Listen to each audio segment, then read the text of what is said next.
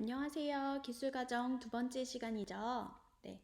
오늘은 프린트 3, 4페이지 볼게요. 프린트 4페이지 다른 나라의 식생활 문화를 살펴보도록 하겠습니다.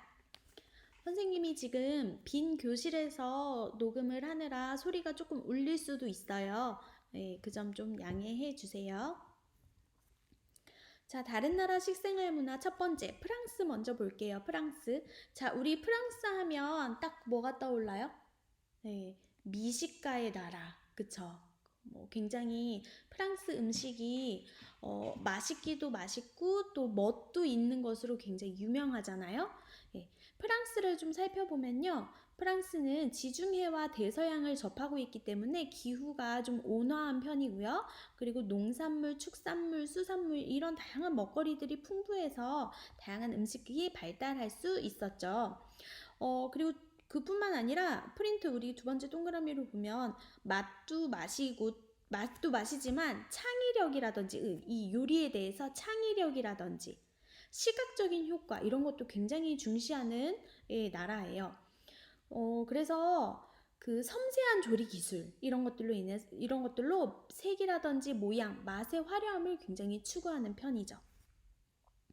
자, 그리고 프랑스는 밀이랑 보리, 귀리, 옥수수, 쌀 이런 것들이 많이 생산이 되는데 특히 이 포도가 굉장히 이제 그 북부를 제외한 전 지역에서 포도가 생산이 돼서 질적으로도 훌륭하고 양적으로도 세계 제1을 자랑한다고 해요. 그래서 이 포도로 만든 포도주, 그죠? 이런 것들, 다양한 향신료, 독창적인 소스 이런 것들도 음식에 중요한 역할을 하고 다양하게 발달을 했고요. 자, 그 다음에 다음 특징은 식사 시간을 2시간 정도 잡는다고 해요. 우리가 왜 서양 음식에서 잠깐 선생님이 지난 시간에 얘기했는데 시간 전개형 음식 배치라고 해가지고 그 전체 요리 에피타이저부터 시작해서 본 요리 그 다음에 후식까지 해서 그 식사 시간이 오래 걸린다고 했잖아요. 프랑스도 이렇게 식사 시간이 2시간 정도 되고 식사 예절을 또 되게 중요하게 생각한다고 합니다. 프랑스 대표 음식으로는 바게트 빵 있죠. 바게트 빵. 길고 딱딱한 빵. 그 다음에 크루아상, 포도주, 치즈, 달팽이 요리, 푸아그라. 푸아그라는 뭐냐면 거위 간으로 만든 요리예요. 그래서 거위 간 요리라고 하는데 사실 이 푸아그라도 좀 말이 많죠. 왜냐하면 푸아그라, 그러니까 거위의 간은 사실 양이 그렇게 많지 않아요. 양이 많지 않다고 말하니까 좀 이상하다. 거위의 간은 크기가 크지 않아요. 근데 이제 이 요리에 쓰기 위해서 복도가 좀 시끄럽네요. 요리에 쓰기 위해서 거위의 간을 굉장히 크게 만드는데 거위의 간을 크게 만드는 방법 중에 하나가 뭐냐면 거위를 움직일 수 없는 미안해요. 네.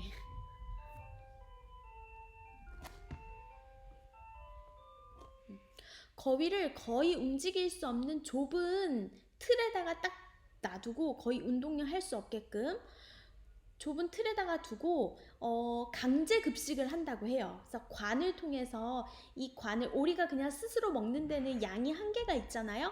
그러니까 관을 위까지 집어 넣어가지고 강제로 사료를 막 집어 넣는다고 해요. 목구멍까지 차오르게끔.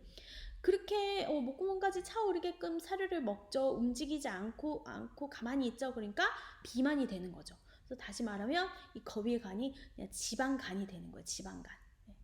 그래서 이제 이 푸아그라는 선생님 먹어보진 않았는데 푸아그라는 입에 넣으면 막 살살 녹는다고 해요. 우리가 사실 지방이 굉장히 풍미도 있고 기름기가 고소하고 지방이 있는 음식이 맛있잖아요. 혀에 맛있다고 느껴지잖아요. 그래서 이 푸아그라는 완전히 그냥 지방 덩어리다 이렇게 생각을 하면 될 것 같아요. 그 다음에 트리프 요리, 이거는 이제 송로버섯을 이용한 요리죠. 이런 것들이 많다. 자, 오늘 수업 영상은 좀 볼거리가 많아요. 그래서 이거 우리 프랑스 대표 음식 영상으로 한번 볼게요. 프랑스 요리 5가지. 배고파.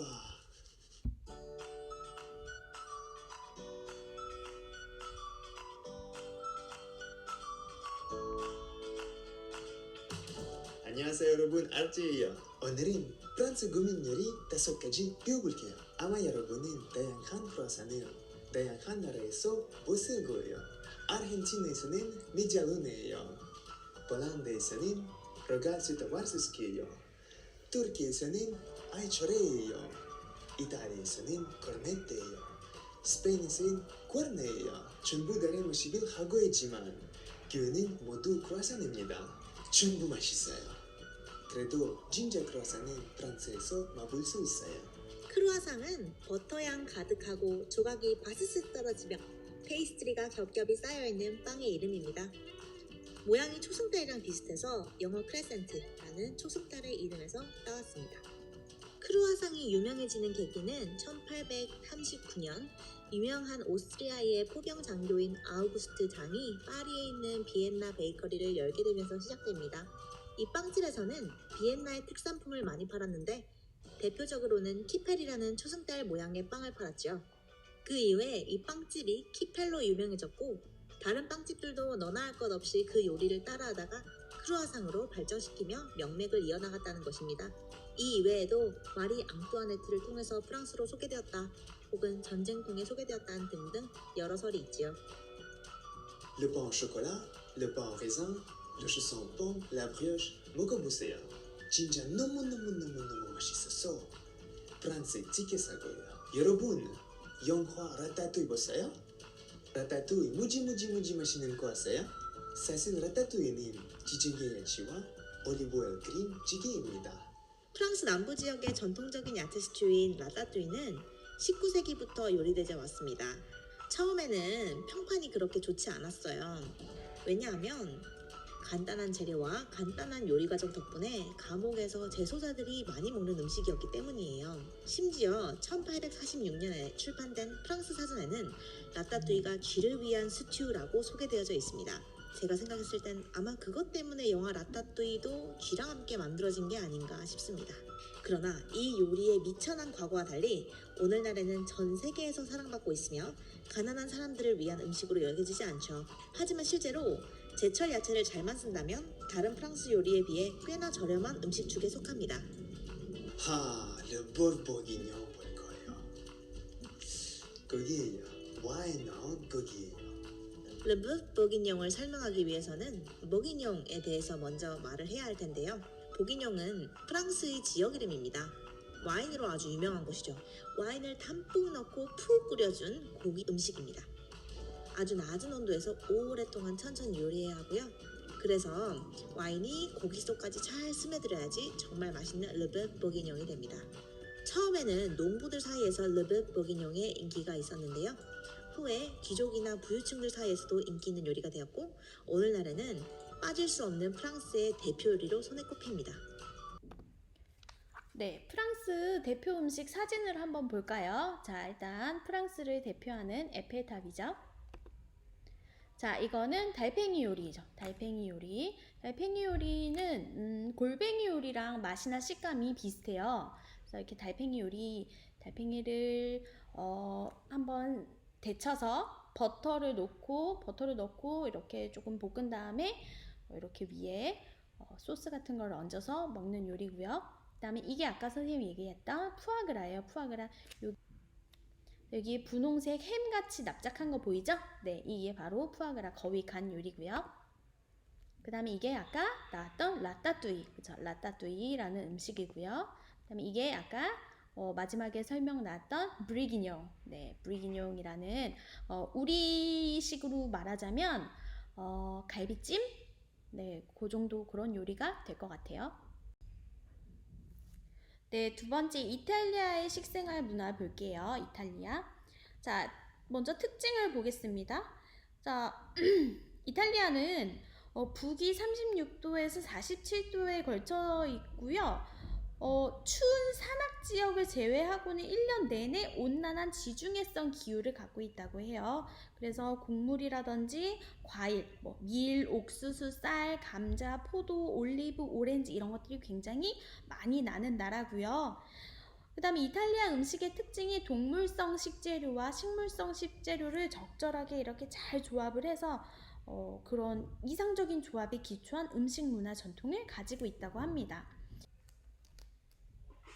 이탈리아는 이탈리아 요리는 없고 향토 음식만 있다라는 말이 있을 정도로 지방마다의 음식 특색이 굉장히 뚜렷하다고 해요. 그래서 우리가 이 남북으로 긴 모양인 이탈리아를 좀 살펴보면 북부 지역 같은 경우에는 아까 선생님이 곡물이 많이 난다고 했잖아요. 그래서 쌀이나 밀 같은 곡물이 많이 나는 북부 지역은 그런 쌀을 가지고 만든 리조또 같은 것들이 발달을 했고요.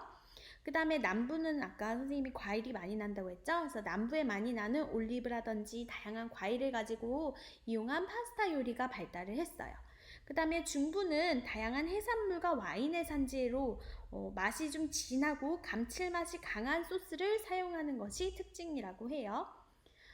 자, 이탈리아 대표 음식은 우리 다 알고 있죠. 이탈리아 레스토랑 같은 곳에 가면은 이제 대표적으로 판매하는 음식이 피자, 파스타, 리조또 같은 것이 있죠. 우리 이탈리아 음식 한번 영상으로 보고 갈게요.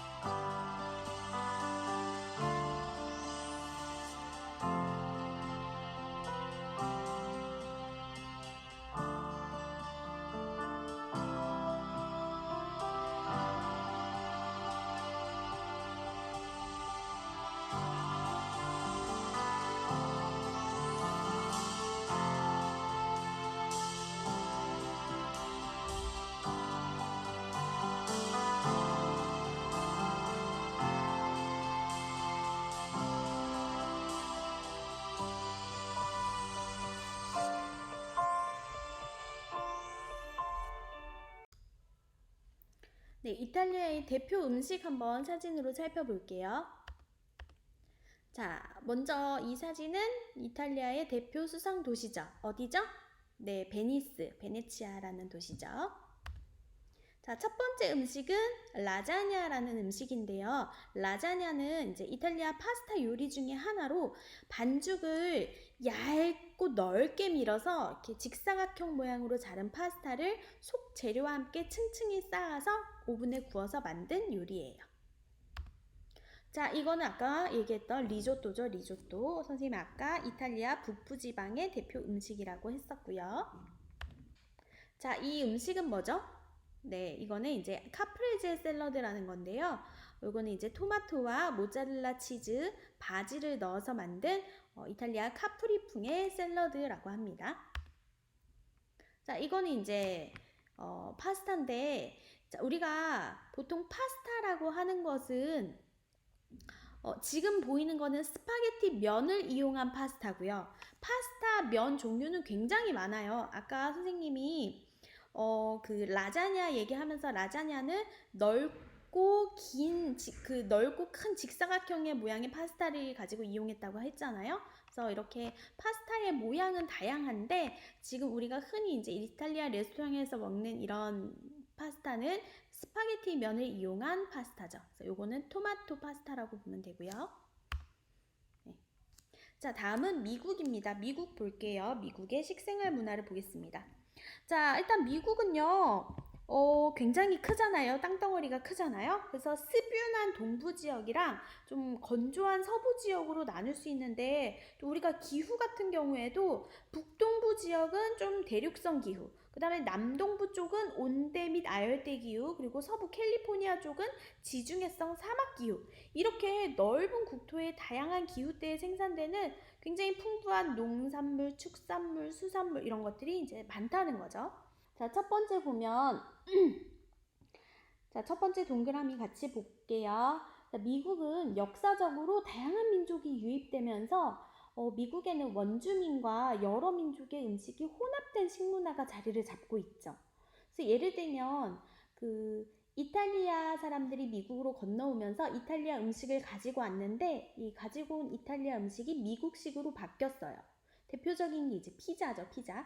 이탈리아의 피자는 도우를 굉장히 얇게 펴가지고 그 위에 올라가는 토핑도 굉장히 심플하고, 그리고 피자를 어디에 굽죠, 이탈리아는? 네, 화덕에다 이렇게 구워서 내잖아요. 근데 이게 이제 미국으로 오면서 미국식으로 바뀌었는데 어떻게 바뀌었냐면 우리가 이제 흔히 먹는 피자 땡, 그 다음에 파파 땡 피자 이런 게 다 미국 피자인데 도우가 일단 두꺼워졌고요. 기름져졌고요. 위에 올라간 토핑의 종류와 양이 굉장히 많아졌어요. 그쵸? 이렇게 미국식으로 바뀌었다는 거예요.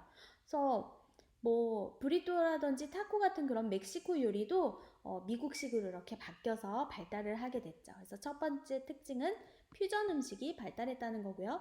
자, 두 번째는 가공식품이 발달했다는 건데 미국은 1차 세계대전을 계기로 통조림 및 보존식품 산업이 굉장히 발달하고 일반화되면서 이렇게 가공식품이 발달했죠. 그래서 식품 가공, 저장, 포장, 마케팅, 유통 이런 것들이 사실은 세계 최고예요. 세계 제일이에요. 네, 그래서 이렇게 가공식품이 발달을 했고요.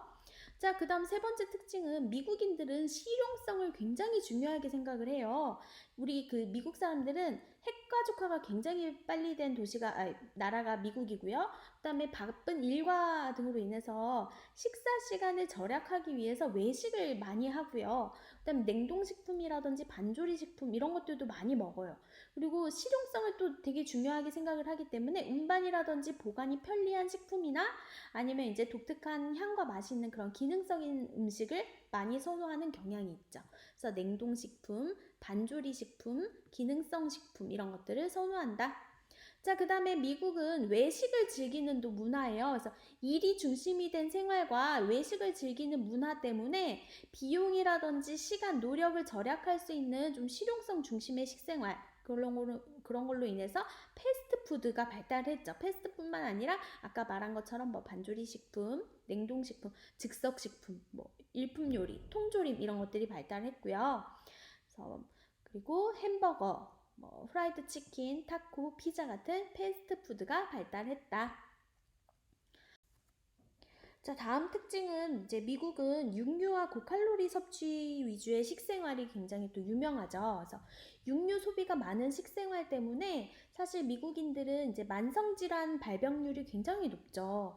그래서 이제 이런 것들을 개선하기 위해서, 식생활을 개선하기 위해서 감자라든지 옥수수 이런 것들을 곁들여 먹긴 하는데 그래도 먹는 양이 기본적으로 굉장히 많고요. 또 단맛이 강한 고칼로리 후식, 음료 이런 것도 즐겨 마시죠. 자, 그래서 미국에서도 이제 요즘은 이렇게 최근에는 건강을 고려한 좀 저열량 음식, 저염식, 저콜레스테롤 식사 이런 것들에 좀 많이 사람들이 관심을 보이면서 더불어 이제 한식에 사람들이 주목을 하고 있다고 해요. 그래서 선생님이 지난번 수업 시간에도 잠깐 얘기를 했었는데 헐리우드 배우들이 식단과 다이어트를 할 때 체중 조절을 할 때 가장 먼저 이제 식단에 집어넣는 게 한식이라고 할 만큼 그래서 쌀이라든지 두부, 채소 이런 건강식을 선호하는 경향이 커지고 있다고 합니다. 네, 미국은 우리 음식보다는 식생활 문화에 관한 영상을 하나 보고 넘어갈게요. 안녕하세요, 올리버쌤입니다. 미국에 갔다 온 한국인 친구들이 항상 이런 질문 하는 것 같아요. 올리버, 미국에서 왜 이렇게 둥둥한 사람 많아? 글쎄.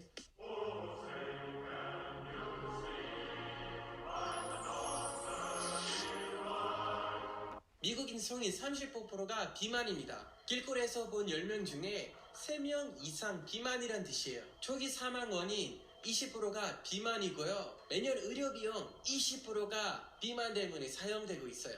비만인 사람들이 왜 이렇게 많을까요? 미국 사람들이 햄버거 먹기 좋아해서? 운동하기 싫어해서?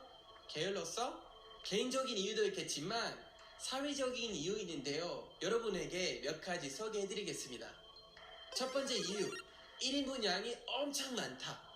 여러분이 미국 레스토랑 혼자 가서 1인분 시키면 이런 음식이 나와요. 모두 평범한 1인분이에요. 엄청난 양이죠? 사실 처음부터 이렇게 많이 먹지 않았어요. 이건 50년대랑 지금이랑 음식 양 비교하는 자료입니다. 눈으로 봐도 엄청 큰 차이죠? 칼로리도 20%나 올라갔대요. 성인 한 명 권장 칼로리가 2,400칼로리인데요. 미국에서 3,700 정도 먹습니다. 세계 1위입니다. 자랑스럽네요.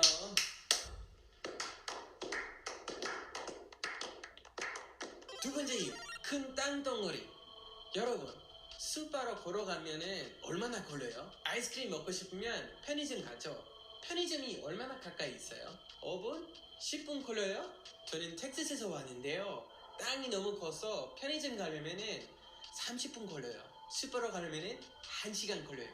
걸어서 가기에 너무 멀죠? 그래서 다 차 타고 다녀요. 다 차 타고 다니니까 인도가 필요 있을까요? 필요 없죠. 그래서 인도가 안 생기고 걸어가고 싶어도 걸어갈 수 없게 된 거예요. 걸어갈 수 없으니까 칼로리들이 어디로 갈까요? 다 빼살러 가겠죠? 세 번째 이유, 광고 때문에. 미국 패스트푸드 회사들은 엄청 돈이 많고 힘이 세요. 그래서 마케팅 엄청 공격적으로 해요. 예를 들어서 99cent 밀 광고, buy one get one free 이런 거 많이 해요.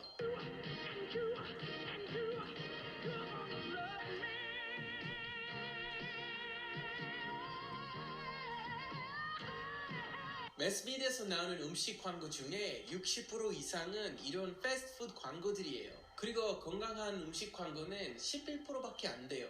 이거 먹어봐, 디스카운트, 싸, 맛있어, 이것도 무료, 1+1, 할인 이런 거 맨날 듣는 거 생각해보세요. 쉽게 세뇌당하지 않을까요? 네 번째 이유, Food Desert.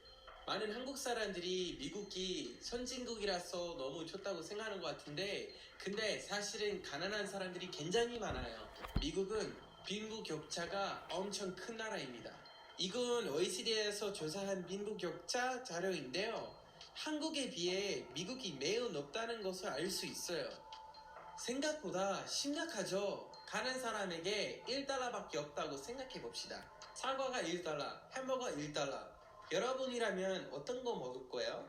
배고프니까 햄버거 먹겠죠? 자연스럽게 가난한 동네에 있는 과일이랑 야채 가게들이 쉽게 망하겠죠? 결과적으로 이런 동네에서 신선한 과일이랑 야채 같은 거 찾고 싶어 해도 없어요. 그러니까 푸드 데ser트 되는 거예요. 신선한 과일 먹으려고 1시간 넘게 걸어가는 거 상상해 보세요. 주위에 먹을 것이 캔 음식, 피자, 햄버거 같은 거밖에 없는 거 상상해 보세요. Who knows what this is? Potatoes. Potato? So you think these are potatoes? I don't know. Do you know what this is? No? Who knows what tomato ketchup is? Yeah, that's what it's made out of. Oh, tomato ketchup? I know that one. The test I did with the kids today was shocking. 이 영상처럼 푸드 데sert에서 사는 애들이 채소나 과일 같은 거 전혀 몰라요. 못 봤으니까요. 이것은 푸드 데ser트 표시하는 지도입니다. 2,300만 명이 이 푸드 데sert에서 살고 있어요. 그리고 이 지도는 비만율을 보여줍니다. 푸드 데sert가 비만율이랑 얼마나 관련되는지 알 수 있죠. 자, 우리나라 비만 문제에 대해서 들어보니까 어때요? 사회가 사람들을 비만하게 만드는 동안 정부가 뭐 하고 있었을까요? 사실은 미셸 오바마가 비만 문제 해결하기 위해서 Let's Move이라는 캠페인 시작했어요.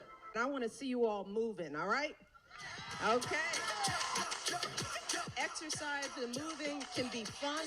It's about dancing, it's about moving. And if you're doing this, if you all practiced and learned this video, you are working out. You can teach it to your little brothers and sisters, to your parents. All of this is the kind of movement, and this is way more fun than sitting in front of the TV. Am I right? 미국 사람들이 더 건강하게 먹고 운동 더 잘할 수 있게 만드는 캠페인이었어요. 미국인에게 김치를 홍보한 적도 있어요. 미셸 오바마가 이 캠페인으로 많은 정책을 만들려고 했지만 슬프지만 잘 안 됐어요. 왜 잘 안 됐을까요? 글쎄, 확실한 건 패스트푸드 러비스트들은 이 캠페인 맡기기 위해서 돈 엄청 많이 썼대요.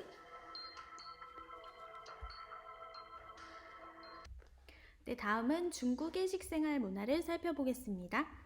자, 중국은 영토가 굉장히 넓죠. 그래서 이렇게 넓은 영토만큼 다양한 지형, 다양한 기후, 광범위한 식재료를 생산하고 요리에 활용을 하죠.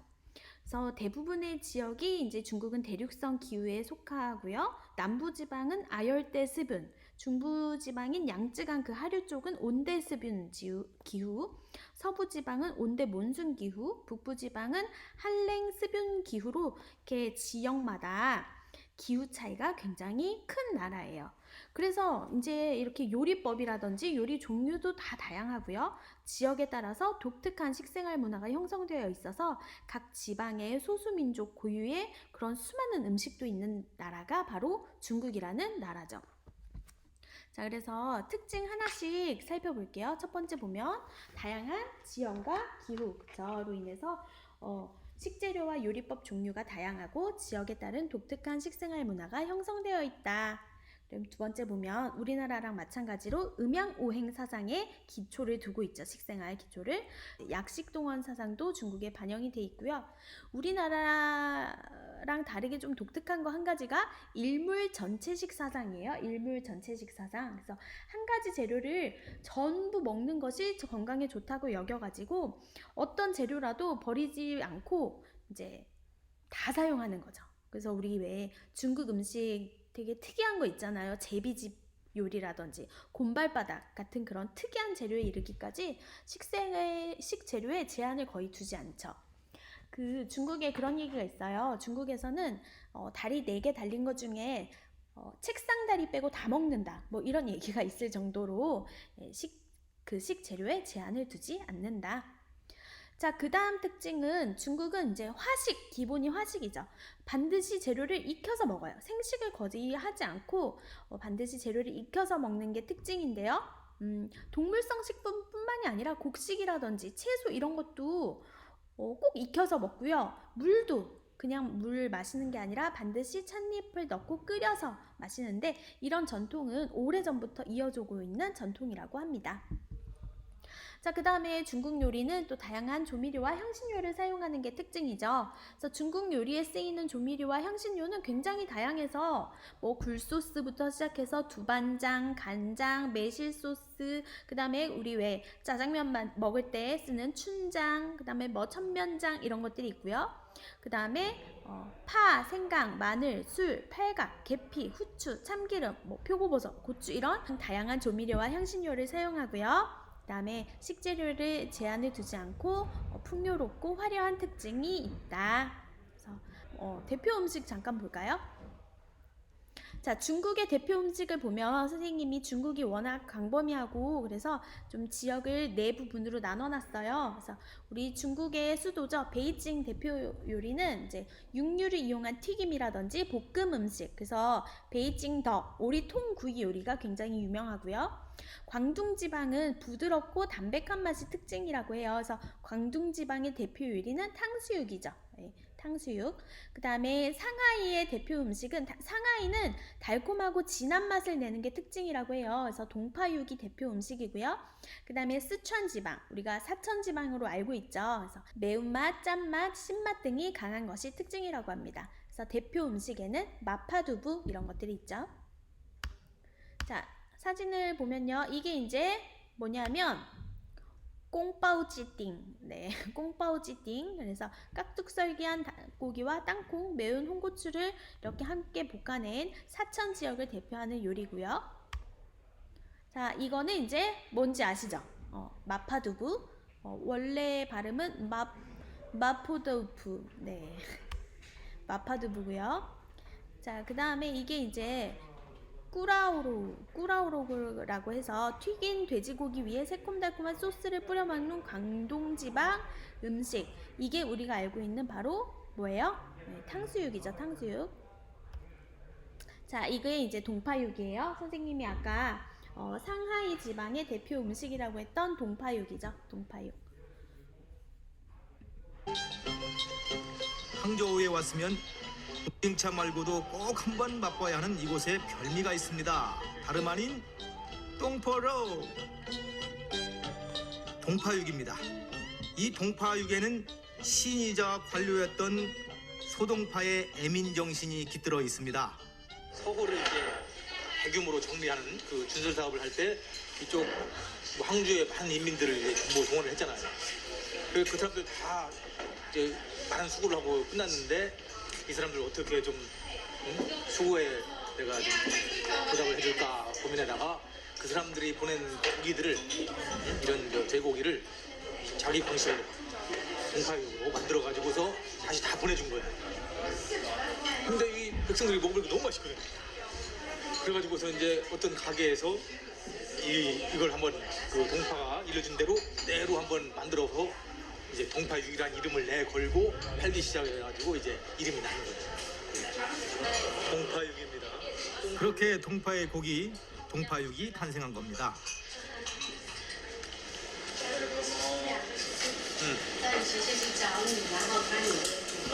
고기에는 이 비계가 많아서 좀 느끼할 것 같은데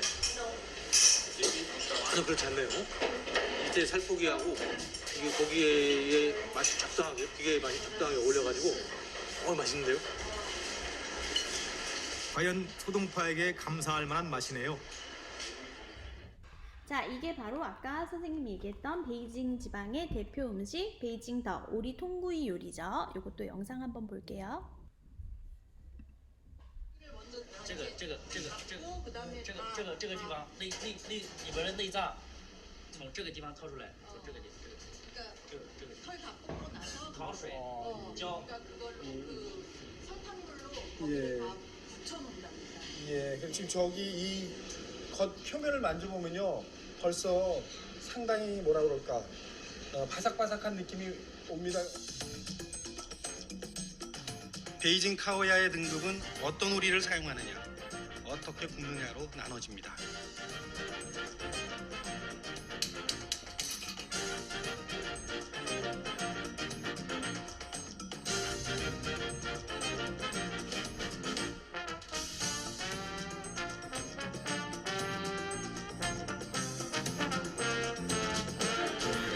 그리고 맛을 판단하는 가장 중요한 기준은 이 껍질입니다.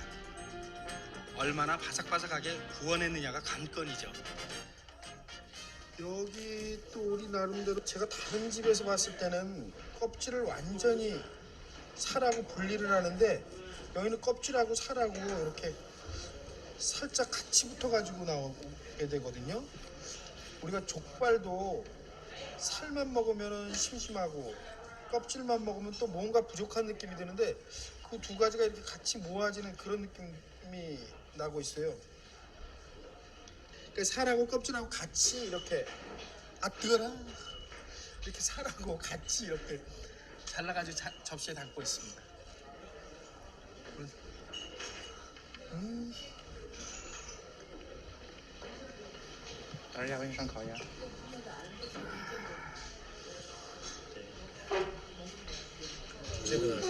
黄瓜条，放了个冰。 소박한 서민 카오야 한 상이 차려졌습니다. 자, 전병을 한 장. 해서 예. 도 좀 잡아가지고 또 장을 찍어서 올리고요. 그다음에 팥뿌리 하얀 부분이에요. 네, 넣고 한 번 접고 두 번 접고 예.